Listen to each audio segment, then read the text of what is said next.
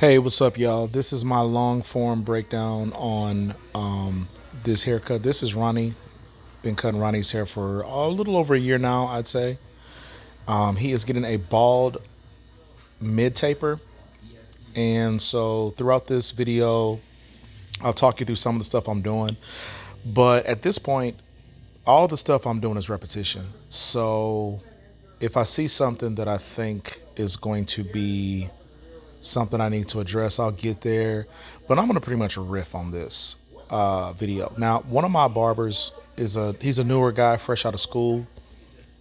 He's a good kid. He's very ambitious, has a lot of goals and things he wants to do with his life. But one thing I can tell about this guy is that he's not very disciplined. The conversation we had today, he was asking, if I remember right, he asked me advice and what I thought, more barbers needed to hear. And I've had several barbers over the years come in and they did not have the requisite skills, in my opinion, that it took to be successful. It doesn't mean that they can't be successful. It doesn't mean they won't be successful. And it doesn't mean they are not successful. But the things that I think a successful person should have, a lot of these people did not have it. And one of the things that I notice about barbers, mostly barbers, but some stylists, is they lack discipline. When you give a person all the freedom to do whatever they want, whenever they want, however they want, for the wrong person, they take advantage of that and they are self-deprecating. They are a kamikaze. They are taking themselves down. And one of my barbers was asking why that is. And I think when you don't have discipline, you don't understand the opportunity that you have as an independent contractor, as somebody that can create their own ticket, make as much money as they choose. But I see a lot of barbers that will come to the shop, they'll see that they have the freedom, no one looking over their shoulder and no one forcing them to work.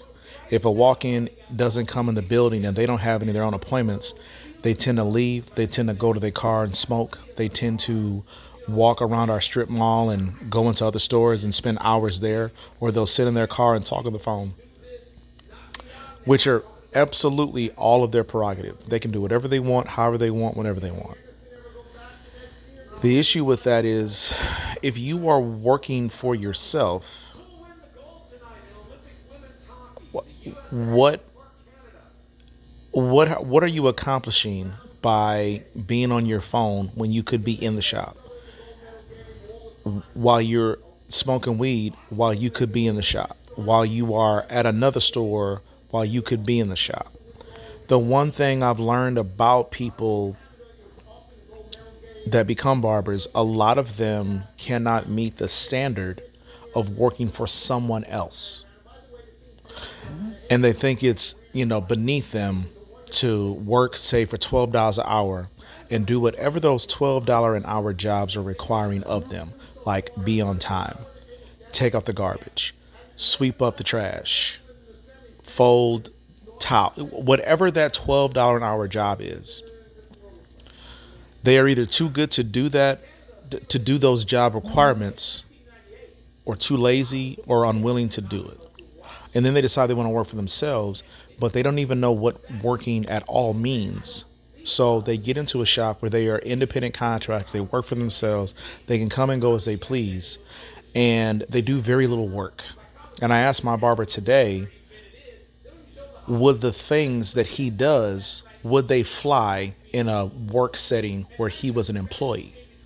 And he said, no. And I pointed out, you take multiple smoke breaks, you spend several hours at a time on your phone, in your car, or you walk down to the coffee shop around the corner from our shop, or you aren't always here the days you say you're going to be. Would you be able to be employed working for someone else in that manner? Would Amazon allow you to move like that? Would Amazon allow you multiple 20, 30, 45 an hour long smoke break? Would Amazon allow you to come back from that smoke break smelling like weed? And he was like, well, nah, obviously not. And I said, then, okay, If it's not acceptable to work for Amazon in that way, why is it acceptable for you to work for yourself like that? If I work like that, I'd fire myself. Why would I want to pay somebody to work that way if the job description is to be a barber, be professional, get your money and get out? And I don't think enough people that work for themselves understand that you have to treat this like a job. You have to be disciplined. You have to go to work and work while at work. You got all day to smoke weed when you get off. You got all night to talk on the phone to your girlfriend, your homeboy, your cousin, your auntie. You have all the rest of your day to do all of those things that are not making you any money. And then what happens is a lot of barbers and stylists, for whatever reason, don't take pictures. They don't take pictures of their work. They forget.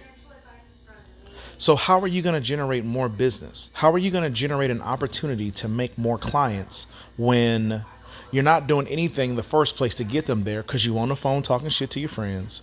You're in the car smoking weed. You're around the corner at whatever other stores are in a strip mall. You're doing everything but working. How are you going to generate yourself more work to do when when you go to work, first of all? Second of all, when a walk-in comes in, if you're not making the most of that situation and making sure that you are creating enough reason for them to come back to you, and I got a news flash. Just doing a decent job on a haircut is not enough to make a client come back.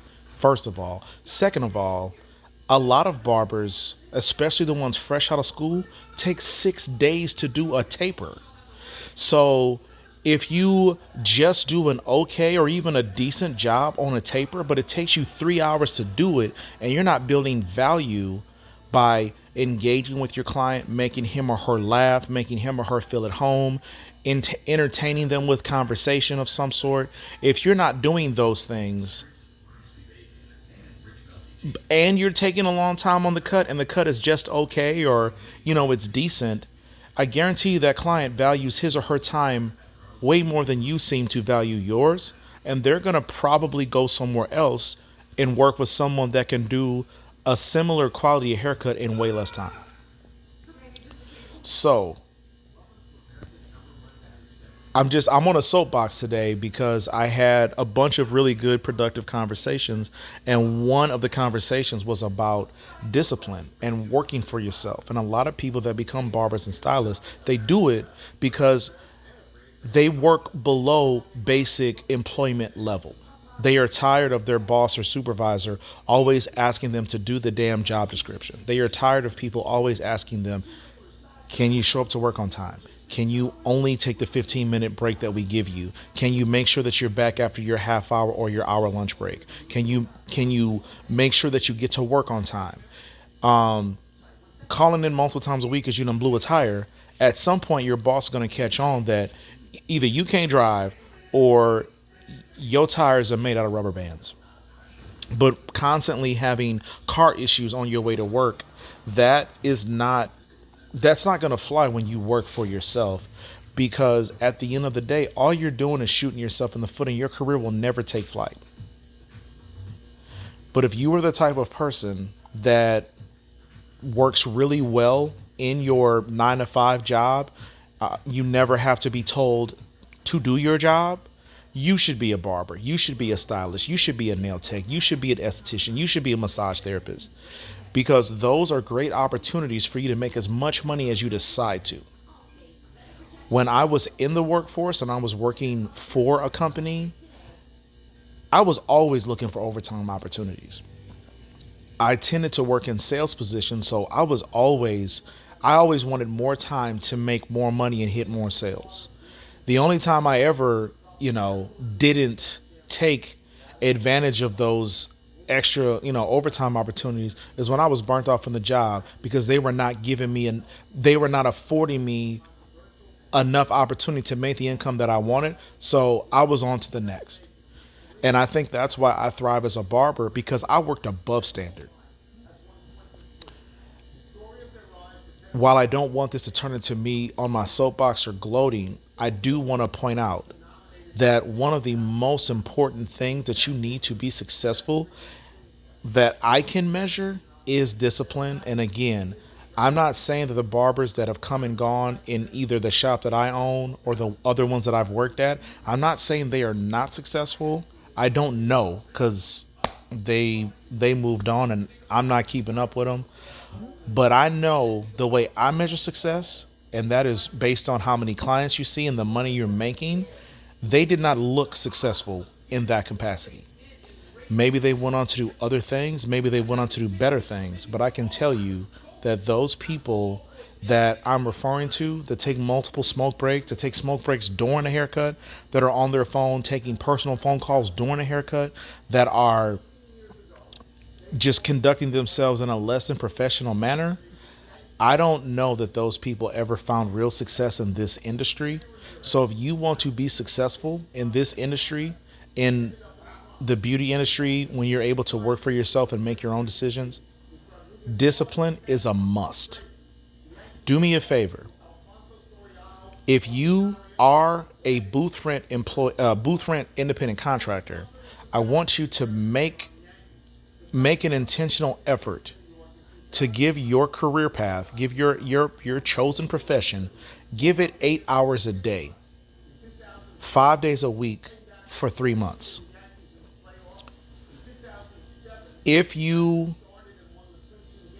if you are one of those people that is always not in the shop and always coming and going whenever you feel like it, do me a favor, change that for 90 days. Just 5 days a week, 8 hours a day. Just work. Be in the shop. Take every opportunity to take a picture of a cut, good, bad, or ugly. Only other barbers and stylists are gonna be as critical and as picky with a cut as we are.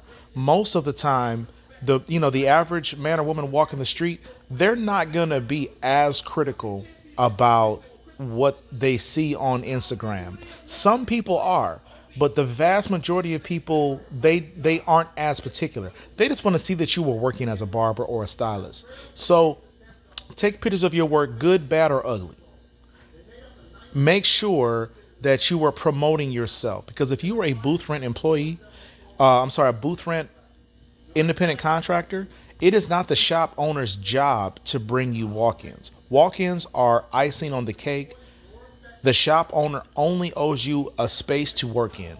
He or she does not owe you any amount of walk-ins, because if your booth rent is $200 a week and only one walk-in comes in all week, you still owe booth rent. You still owe that $200.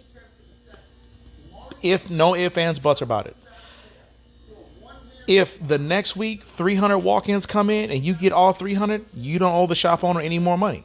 You only owe the shop owner booth rent. That's it. So if you can't find a way to make yourself busy enough to make that money, then you need a new job, or you need a new shop, or you need to go work for Great Clips, Fantastic Sam's, Supercuts, all of that. In those situations, it is their job to make you busy, because they then get a return on their investment. If they're going to pay you $8 to $12 an hour, then it behooves them to make you as busy as possible so that they can make that $20 or $30 off of whatever services that you're doing, and they're only paying you $8 an hour for it. Well, they're profiting 20 every time you do a haircut in an hour. So for them, the math works out. But for shop owners like myself, we don't owe you anything other than a place to cut at. So if you are going to be in a booth rent situation where you're an independent contractor, make sure that you are getting your money's worth by working for yourself. And sitting in a shop, just being on TikTok, just being on Instagram, and not doing anything to promote yourself is counterproductive. So understand that you are in the real world now. You have every opportunity to go out there and get it. But if you choose to squander that, you are going to waste all the time and effort that you put into getting your barber license, and you've never even given yourself a chance to be successful. So make sure that from this day forward, you give yourself at least 8 hours a day to work.